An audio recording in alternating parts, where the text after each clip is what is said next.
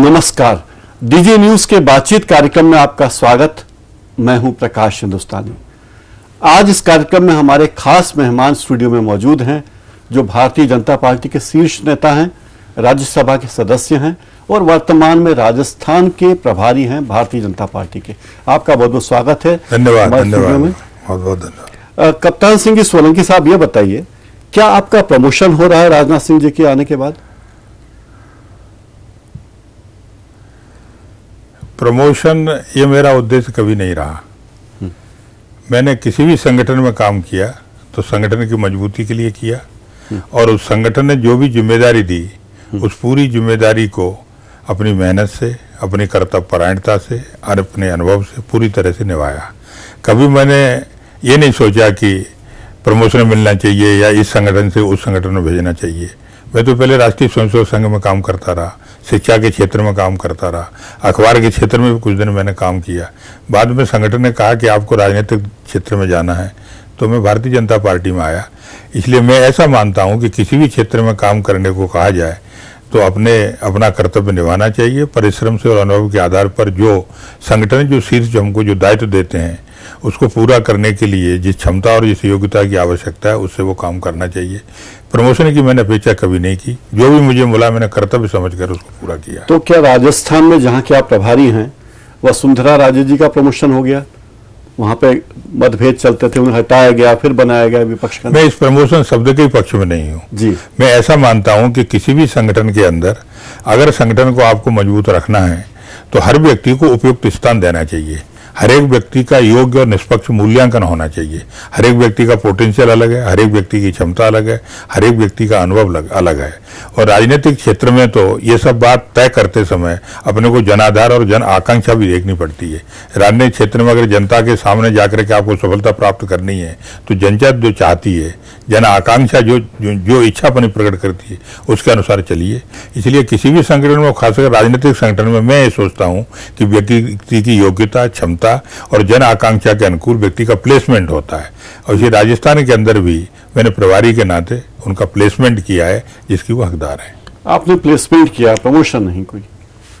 Promotion शब्दों को मैं नहीं लेता, क्यों? प्रमोशन ये सरकारी नौकरियों में होता है। आपने संगठन में काम किया, मध्य प्रदेश में बीजेपी के संगठन में काम किया 10 साल तक। दिग्विजय सिंह जी यहाँ पे मुख्यमंत्री थे। फिर आपकी संगठन क्षमता थी, और उमा श्री भारती जी की किस्मत और मेहनत दोनों कहना चाहिए कि यहाँ 2/3 बहुमत बीजेपी को मिला। अब राजस्थान में कोई ऐसी कोशिश, चमत्कार की कोशिश कर रहे हैं? देखिए, चमत्कार की कोशिश तो करना चाहिए, लेकिन अपने प्रयास ईमानदारी से, निष्पक्षता से पूरा करना चाहिए। मध्य प्रदेश के अंदर भी जब हम आए थे उस समय दिग्विजय सिंह का बोलबाला था। दिग्विजय सिंह को भी अपने ऊपर पूरा भरोसा था, और वो कहते थे मैं चुनाव प्रबंधन से जो है फिर से तीसरी बार सरकार बना लूंगा, लेकिन उनको उसमें सफलता नहीं मिली। उस समय मैंने आकर के जब भारतीय जनता पार्टी में आया तो एक ही बात देखी कि भारतीय जनता पार्टी मजबूत है, कार्यकर्ता असंख्य हैं, एक दूसरे में विश्वास की कमी है। इसलिए विश्वास स्थापित करना चाहिए, निष्पक्षता से व्यवहार करना चाहिए, और जन आकांक्षा को भाप करके उसी तरह से जनता के सामने घोषणा पत्र लेकर के जाना चाहिए। वो मैंने किया, और उसका परिणाम ये हुआ कि मध्य प्रदेश में हमने 2/3 नहीं, हमने 3/4 बहुमत प्राप्त किया था। आप कहते हैं कि हमें शिवराज सिंह जी की योग्यता को, उनके अच्छे कामों को प्रचारित करना चाहिए, और केंद्र सरकार की अयोग्यता को बार बार प्रचारित करना, दिखाना चाहिए लोगों को। क्या यही फार्मूला है राजनीति में कामयाब होने? नहीं, ये फार्मूला नहीं है, ये फार्मूला होना भी नहीं चाहिए। जब आप जनता के सामने जाते हैं तो जनता बेस्ट जज है, और जनता ये देखती है कि राज्य की सरकार क्या कर रही है, केंद्र की सरकार क्या कर रही है, भाजपा की पॉलिटिकल पार्टी जनता के लिए क्या कर रही है, कांग्रेस उसके लिए क्या कर रही है। तो जो कुछ हम कर रहे हैं उसको लेकर के हम जनता के सामने जाते हैं और अपनी बात जनता के सामने कहते हैं। कांग्रेस अपनी तारीफ करे, कांग्रेस को किसने रोका है? हम अपनी तारीफ करेंगे। लेकिन बीजेपी होने के कारण, भारतीय जनता पार्टी को होने के कारण, विपक्ष में केंद्र में होने के कारण हमारा ये काम है कि कांग्रेस की जो न्यूनताएं हैं, कांग्रेस की जो कमजोरियां हैं, कांग्रेस की जो असफलता है, उसके कारण राष्ट्र कमजोर हो रहा है, राष्ट्र की जनता परेशान हो रही है। तो उसकी कमजोरियों को जाकर के हम जनता को बताएं। अच्छा, ये हमको बताएं, कांग्रेस बताए। यहां पर राजस्थान की बात करें, राजस्थान में बहुत कम मार्जिन से बीजेपी सरकार बनाने से रह गई। काम तो अच्छा ही किया था पहले भी, तो ऐसा क्या सभी बीजेपी के नेता बोलते हमने बहुत अच्छा काम किया राजस्थान में, फिर क्या कारण रह गया कि थोड़ी कमी रह गई? नहीं, थोड़ी कमी ये रह गई कि 2003 से लेकर 2008 तक राजस्थान के अंदर वसुंधरा की सरकार ने बहुत अच्छे काम किए थे। जनता उन कामों को आज भी याद करती है और जनता ये गलती भी मानती है कि उसमें मेरे से गलती हो गई। लेकिन 2008 में चुनाव भारतीय जनता पार्टी ने जिस जिम्मेदारी से लड़ना चाहिए था, जिस गंभीरता से लड़ना चाहिए था, आपस में टिकट बंटवारे को लेकर के जो अंतर्कलह हुआ था, कुछ नेता जो जनाधार वाले थे जो नाराज हो गए थे, ये कुछ कमियां ऐसी हो गई थी जिसके कारण हम 10-12 सीटों से पीछे रह गए। अन्यथा जहां तक काम का सवाल है, वसुंधरा की लोकप्रियता का सवाल है, जनता के बीच में उनके प्रति जो मांग है उसको लेकर के कहीं पर भी बीजेपी पीछे नहीं थी। इतना अच्छा तो उनको हटाया क्यों गया और फिर वापस क्यों लाया गया विपक्ष के नेता के तौर? देखिए, ये तो कई बार परिस्थिति के आधार पर निर्णय होते हैं। हम राष्ट्रीय स्वयंसेवक संघ के बारे में कहते हैं कि परिस्थिति निरपेक्ष है, परिस्थिति को ध्यान में रख करके हम कोई निर्णय नहीं कहते। लेकिन ये सिद्धांत तो भारतीय जनता पार्टी पर लागू नहीं होता।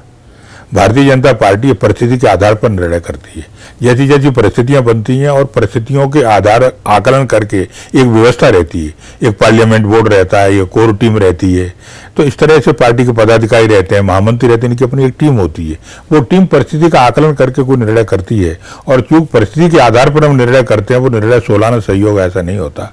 तो जो निर्णय हुए हैं वो उस समय की परिस्थिति, उस समय का बोर्ड, उस समय की आवश्यकता को समझ करके निर्णय हुए होंगे।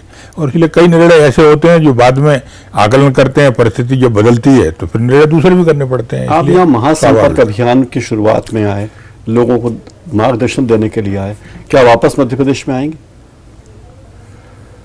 देखिए, ये निर्णय हमारा नहीं हो सकता। हम कहाँ जाएंगे ये निर्णय हम नहीं कर सकते। और मुझे ऐसा लगता है इच्छा होती कि मध्य प्रदेश में ही काम किया जाए, यहाँ संगठन में काम करें।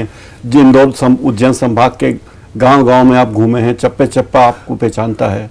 नहीं, मध्य प्रदेश हमारा प्रदेश है और मध्य प्रदेश की जनता के साथ हमारा तादात्म्य है, कार्यकर्ताओं के साथ हमारी आत्मीयता है। इसलिए कोई व्यक्ति अपना होम स्टेट तो छोड़ नहीं सकता, वो गृह भी नहीं छोड़ सकता। तो इसलिए वो अपने स्थान पर है, काम करने की अनिच्छा ऐसा थोड़ी ही है। लेकिन इसके बाद भी हम पार्टी के हैं, हम पार्टी के कार्यकर्ता हैं, पूरा देश हमारा है। ये भारतीय जनता पार्टी अखिल भारतीय पार्टी है। प्रदेशों के कुछ लोगों को अगर अन्य अन्य प्रदेशों में भेज करके हम पूरी पार्टी को मजबूत नहीं करेंगे तो पार्टी चलेगी कैसे? इसलिए मध्य प्रदेश के साथ हमारी इच्छा होते हुए भी, काम करने की इच्छा होते हुए भी, यहाँ कार्यकर्ताओं के साथ आते हुए सरकार पुनः आए, ये इच्छा रखने के बाद भी राष्ट्रीय नेतृत्व जो तय करेगा उसको अपना कर्तव्य समझ करके वो भी हम पूरा करेंगे। राजस्थान में क्या क्या चुनौतियां हैं बीजेपी के सामने? राजस्थान के अंदर बीजेपी के अंदर कोई चुनौती नहीं है।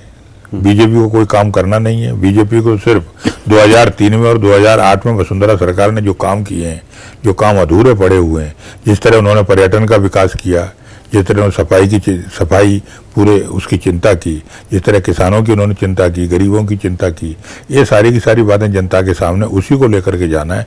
चुनौती सिर्फ एक है कि पूरी पार्टी ने एकजुट होकर काम करना चाहिए। हमने टिकट बड़ी निष्पक्षता से जब बांटना चाहिए और जिस समय हम टिकट बांटते हैं तो विधानसभा में ये संदेश जाना चाहिए कि जिसको पार्टी ने टिकट दिया वो वास्तव में जन आकांक्षा के अनुकूल है। ये अगर हम काम कर गए तो पार्टी की फतह है वहां पर। और मध्य प्रदेश में क्या चुनौती? मध्य प्रदेश में कोई चुनौती नहीं है। मध्य प्रदेश में एंटी इनकम्बेंसी होती है। कोई भी सरकार जब 10 साल काम करती है तो एंटी इनकम्बेंसी निश्चित रूप से होती है। उसको हम नहीं रूल आउट कर सकते क्योंकि पॉलिटिकल पार्टी सबको संतुष्ट नहीं कर सकती, कार्यकर्ताओं को भी संतुष्ट नहीं करती, जनता को भी संतुष्ट नहीं कर सकती। और इसलिए इस एंटी इनकम्बेंसी को हमें कम करने की कोशिश करना चाहिए।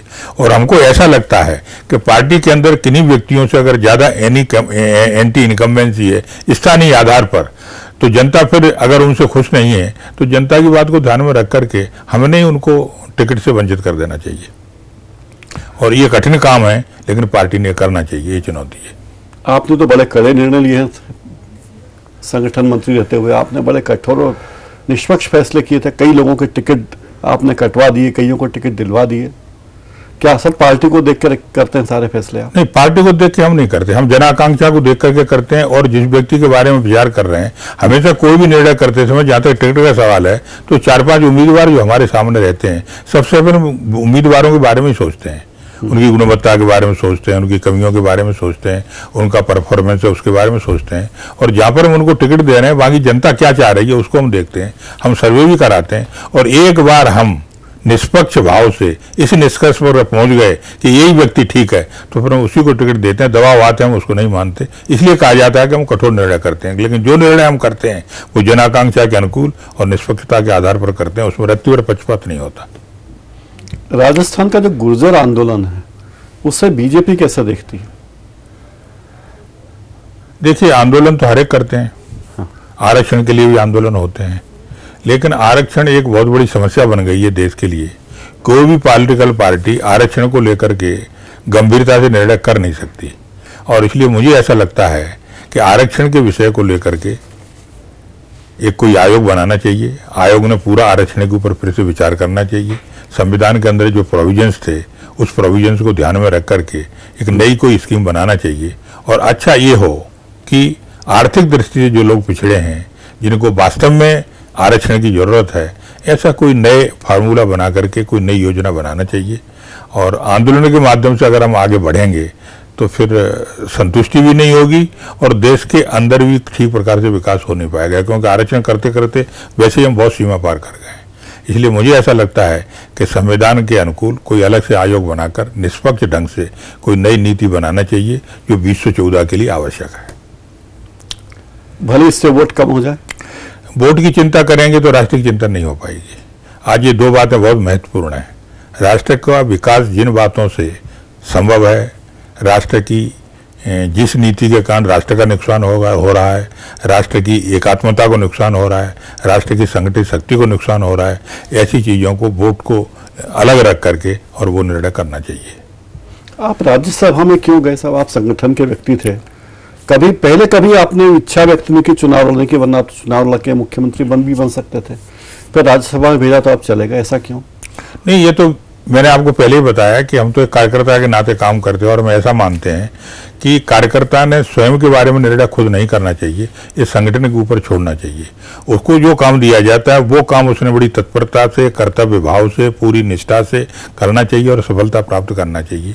और फिर ये देखना चाहिए जिस संगठन में आप काम कर रहे हैं उस संगठन में जो निर्णय लेने वाले जिम्मेदार लोग हैं वो क्या निर्णय करते हैं, उसको आपने स्वीकार करना चाहिए। वैसे तो राष्ट्रीय स्वयंसेवक संघ से जो हम भारतीय जनता पार्टी में आए थे, तो भारतीय जनता पार्टी में हमारी आने की इच्छा नहीं थी, लेकिन 2002 में कुछ परिस्थिति ऐसी बनी, जैसा मैंने पहले भी बताया कि राजनीतिक दल में निर्णय परिस्थिति के अनुसार होते हैं। सुश्री उमा जी का दिल्ली से आना हुआ, दिग्विजय सिंह की सरकार 10 साल से थी, और दिग्विजय सिंह की सरकार भारतीय जनता पार्टी का विरोध कम करती थी। दिग्विजय सिंह की सरकार राष्ट्रीय स्वयंसेवक संघ का विरोध ज्यादा करती थी, सेवा भारती का विरोध करती थी, विश्व हिंदू परिषद का विरोध करती थी, और इसलिए उस सरकार को हमको हटाना जरूरत है। इसलिए उस रचना में उस समय निर्णय करेलानों ने योग्य समझा कि हमको भारतीय जनता पार्टी में जाना चाहिए, तो भारतीय जनता पार्टी में भेजने का उन्होंने निर्णय किया। हमने जो काम किया उसके आधार पर पार्टी को ये लगा उनको केंद्र में ला करके अन्य स्टेट में इनका कुछ उपयोग करना चाहिए, और ये अगर करना है तो पार्टी को कोई ना कोई राष्ट्रीय मान्यता देनी पड़ती है, तब फिर व्यक्ति का प्रभाव दूसरी स्टेट में जाकर के होता है। मुझे लगता है पार्टी ने सोचा होगा और इसको सोच करके। संसद में आप बहुत एक्टिव रहते हैं, बहुत सवाल पूछते हैं, काफी सवाल आपके राष्ट्रीय अंतर्राष्ट्रीय मुद्दों के, देश के, किसानों के मुद्दे के होते हैं। आपने कौन कौन से मुद्दों पर आपको लगता है कि संसद में आपने ठीक मुद्दे उठाए? नहीं, एक तो मैंने ड्रग ट्रायल के ऊपर लिया था। अपने देश के अंदर जो विदेशी कंपनियां हैं वो ड्रग ट्रायल करती हैं, और जो उसके नियम हैं उन नियमों की वो अवहेलना करती हैं, कई मौतें हो जाती हैं, उनको ये सारी की सारी चीज़ें मिलती नहीं हैं। फिर कुछ प्रश्न हमने अपने मध्य प्रदेश से संबंधित उठाए थे। हमारे यहाँ के बिजली के विद्युत तापगृह हैं, कोयला उनको पर्याप्त मात्रा में ये सरकार नहीं दे रही है, इस तरह के प्रश्न किए थे। शिक्षा के क्षेत्र में कई हमने प्रश्न उनके उठाए थे, और उन प्रश्नों को लेकर के ध्यान खींचते रहते हैं सरकार। कई बार तो जवाब ही नहीं देते मंत्री आपके। नहीं, जवाब नहीं देते, लेकिन हम तो जनता के जागरण के लिए और बताने के लिए सारी की सारी बातें करते रहते हैं। पब्लिक इंपॉर्टेंस के 0 ओवर में प्रश्न आते हैं, उसके अंदर भी हम कई प्रश्न उठाते हैं। आप संघ से जुड़े रहे हैं, भारतीय जनता पार्टी के नेता हैं। अभी मध्य प्रदेश में जहां बीजेपी की सरकार है, धार में भूतशाला में जैसी घटनाएं हुई, हिंदुओं पर लाठी बरसाई गई, हिंदू संगठनों ने आंदोलन किया, ये कहां जाके थमेगा?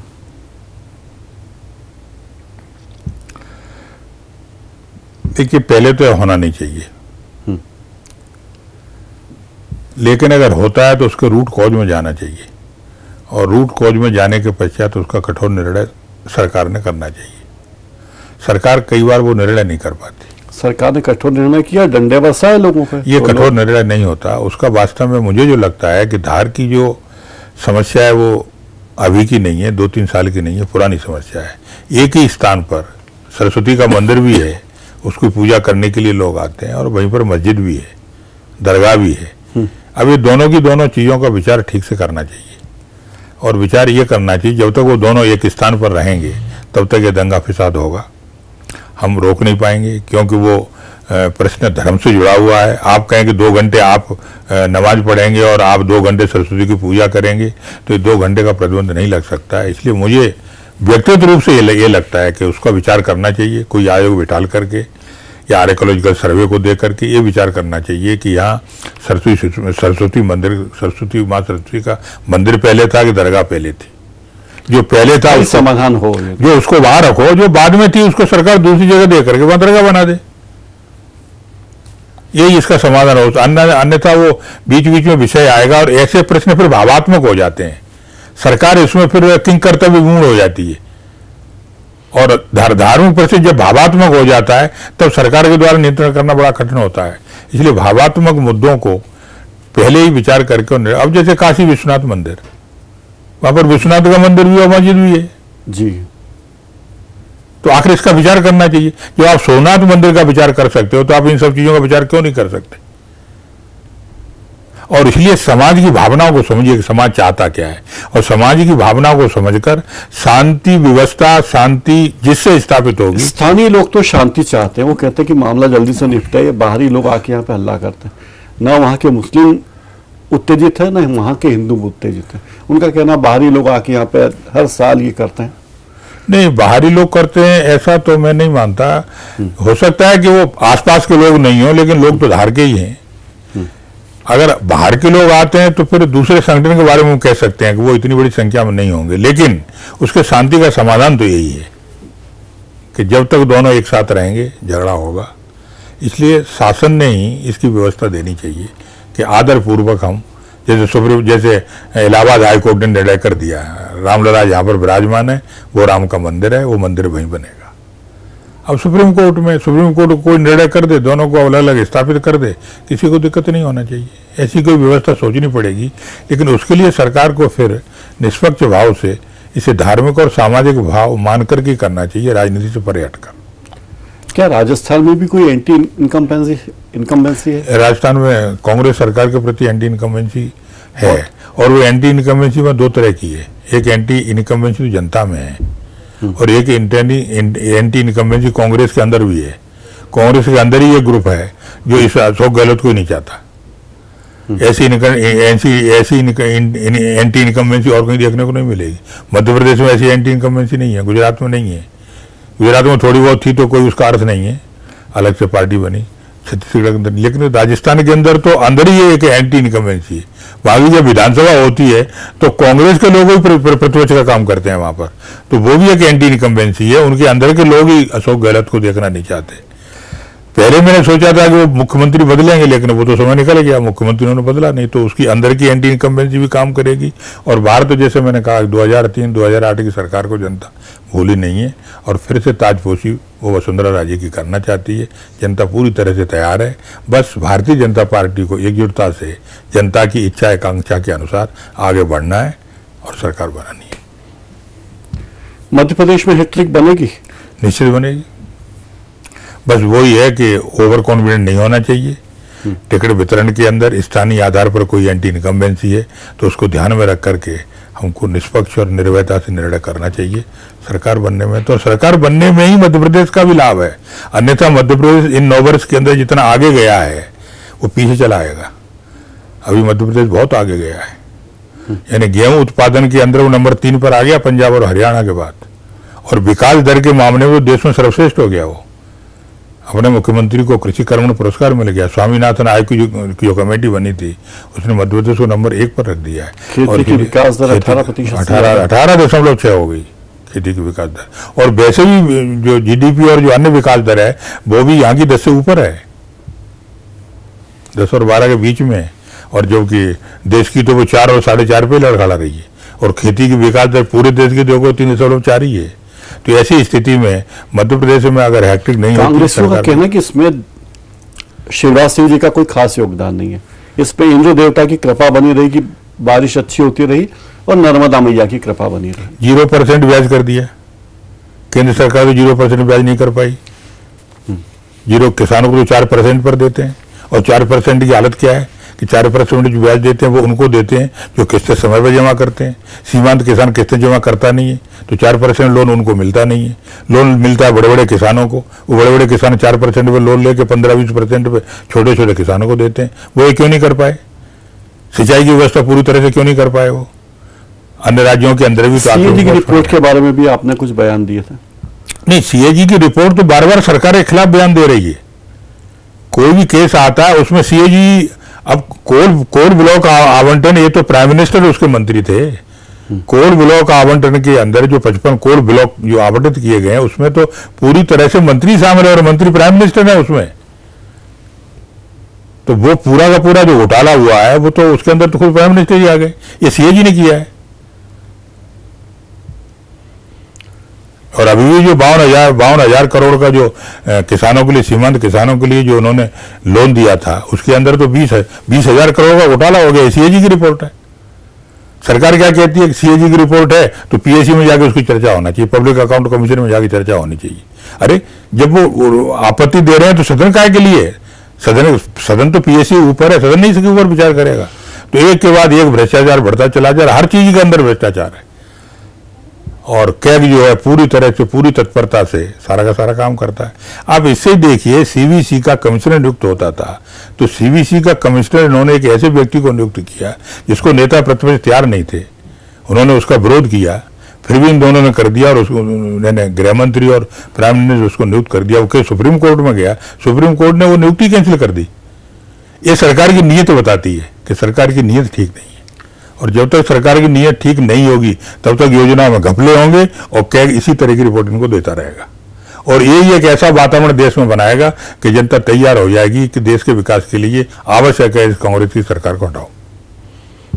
तो अभी आपका ध्यान किन चीजों पर रहेगा, मध्य प्रदेश में और राजस्थान में?